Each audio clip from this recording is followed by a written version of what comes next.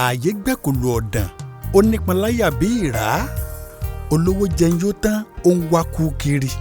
Gbogbo ẹ̀yin tẹ́ ń gbọ́ mi yìí ẹ ṣèrànwọ́ àti bá mi share ètò yìí. Kẹ́ ẹ follow mi lórí Facebook page, lórí TikTok, lórí Instagram, lórí Twitter. Kẹ́ ẹ sì tún jọ subscribe sórí YouTube channel mi ìyẹn Gboyewa Studios. Fákọ̀tọ̀ àwọn ètò míì tẹ́ lè láǹfààní àti máa wò. Ẹ ṣé mo dúpẹ́ gbogbo ìgbà.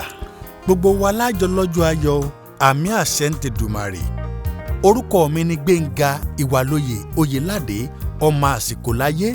Mò ń padà bọ̀. Nigeria, Yesterday and Today, written by Benga Oyelade, the 120 pages book chronicles Nigeria's past political experiences, juxtaposes it with the present with suggestions regarding tomorrow. Nàìjíríà lánàá àti lónìí. Látọwọ́ Gbénga Ìwàlóye Oyèládé, ìwé tí abala ìwé inú rẹ̀ jẹ́ 100. Èyí tó dá lórí àkọsílẹ̀ ìrírí òṣèlú Nàìjíríà tàná, tá a fi ṣe àfiwé ohun tó ń ṣẹlẹ̀ lágbo òṣèlú lónìí àti àwọn ọ̀nà àbáyọ sí ìdojúkọ pàápàá fáwọn ìran tó ń bọ̀. Ẹ káàbọ̀ sílẹ̀ Yorùbá. Ohun tá a máa gbéyẹ̀wò lónìí ni òwe àwọn bàbá wa tó ní Aaye Gekulu Odan ó nípọn láyà bí ìrá olówó jẹun yóò tán ó ń wá kú kiri. Kí là ń pè lẹ́kùlù ọ̀dàn? Ekulu Odan jẹ́ ẹranko inú igbó tí a lè fi títóbi rẹ̀ wé eku. Ṣùgbọ́n gbà tó dọ́dàn èyí tá a mọ̀ sínú igbó jẹ̀gbọ́njẹ̀gbọ́n tàbí ká sọ pé aginjù níbi tó ti rí oríṣiríṣi ewé àti àwọn nǹkan mìíràn tẹ́ranko lè jẹ tí ó fi máa yọ̀tọ̀ mì tí ń rí wọn jẹ ló bá bẹ̀rẹ̀ sí ní tóbi débi pé ó ti láyà tó nípọn láyà bí ìrá. Ìrá tá a ti ń sọ̀rọ̀ rẹ̀ yìí ẹranko kan náà lòun náà ṣùgbọ́n ó tóbi fìrìgbọ̀n tó fi jẹ́ pé ẹranko ẹgbẹ́ rẹ̀ àti ẹranko tí ò tó ó lè bà lẹ́rù. Ṣùgbọ́n nígbà tẹ́kùlù ọ̀dàn yìí tí wọ́n ń tóbi tó sì nífọ̀kànbalẹ̀ tán ó wá ti nípọn láyà bí ìrá pé òun ló ń tó báyìí òun ló ń dà báyìí ohun tó ń bá ṣe àṣegbé ni. Ṣé Yorùbá ò lè sọ̀rọ̀ kọ́ mọ̀ nítumọ̀? Báwo ni Yorùbá ṣe túmọ̀ ọ̀rọ̀ yìí láwùjọ àwọn ọmọ ẹ̀dá? Ìwọ rèé atẹrọ̀fọ̀ǹdẹ́niọ́ àti jẹ àti mú nira ṣùgbọ́n ó kàn ṣàdédé bára rẹ ní ipò ọlá látàrí ìrànlọ́wọ́ tó rí gbà. Olùrànlọ́wọ́ rẹ fààyè gbà ọ́ débi pé ó ti wùyẹ́ ìka kan ọ̀wọ́ ń dì mọ́ ó ti gbàgbé àná wọ́n ti pè ọ́ ṣàkíyèsí láìmọye ìgbà níṣẹ́ lọ́kọ tí ọ̀gbọ́n sóhun ti ń sọ.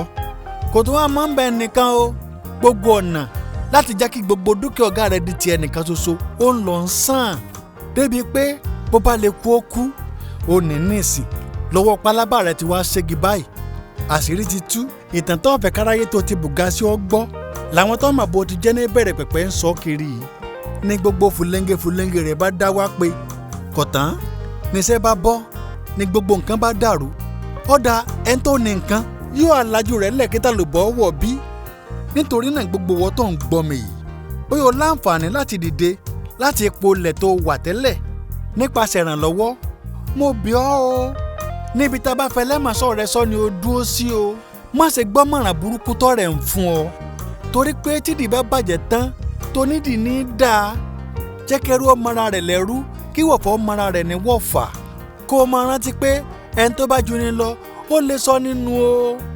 Ohun tó lè ràn ọ́ lọ́wọ́ jù ni pé máa rántí ibi tó o ti bẹ̀rẹ̀.